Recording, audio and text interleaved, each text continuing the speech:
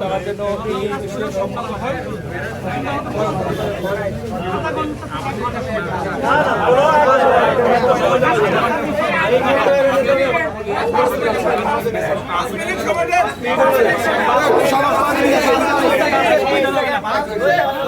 আমাদের শিক্ষার্থীদের উপর যে বর্বরচিত হামলা হয়েছে এবং হামলার পর বিশ্ববিদ্যালয় প্রশাসন আমাদের বিশ্ববিদ্যালয়ের সকল কিছু অফ করে দিয়েছে, এমনকি হল ভ্যাকেন্টের নির্দেশনা দিয়েছে।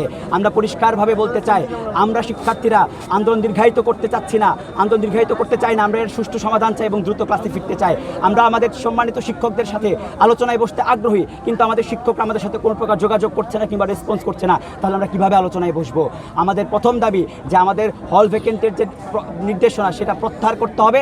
আমরা শিক্ষকদের সাথে আলোচনায় বসবো। যেহেতু আমার ছাত্রদের পক্ষ থেকে কোনো প্রকার আমাদের সাথে আর রেসপন্স করা হচ্ছে না বা প্রশাসন আমাদের সাথে রেসপন্স করছে না আমাদের সাথে।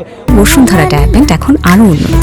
এই hot air through top sheet দ্রুত শোষণ করে সোনামণিকে দেয় কোমল অনুভূতি। বসতে আগ্রহী হচ্ছে না, সেজন্য আমরা আমাদের এই যে রেল লাইন সেটা অনির্দিষ্টকালের জন্য অবরোধ ঘোষণা করছি এবং এখনই এই মুহূর্ত থেকে বিশ্ববিদ্যালয়ের সকল ব্যাংক, বিমা এবং কোষাধ্যক্ষ অর্থাৎ ট্রেজারার সেগুলো আমরা আজকে অফ করে দিব।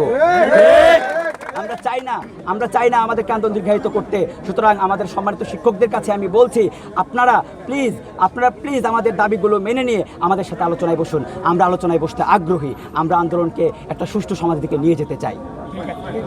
আপনার ইতোপূর্বেই দেখছেন রেললাইন অবরোধ করা হয়েছে এবং এটি অনির্দিষ্টকালের জন্য অবরোধ থাকবে যতক্ষণ না পর্যন্ত আমাদের স্যারা আমাদের দাবিগুলো মেনে নেন। এবং এখন এই মুহূর্ত থেকে আমরা বিশ্ববিদ্যালয়ের সকল ব্যাংক, বিমা এবং কোষাধ্যক্ষ ট্রেজারার সেগুলো অফ করে দিব।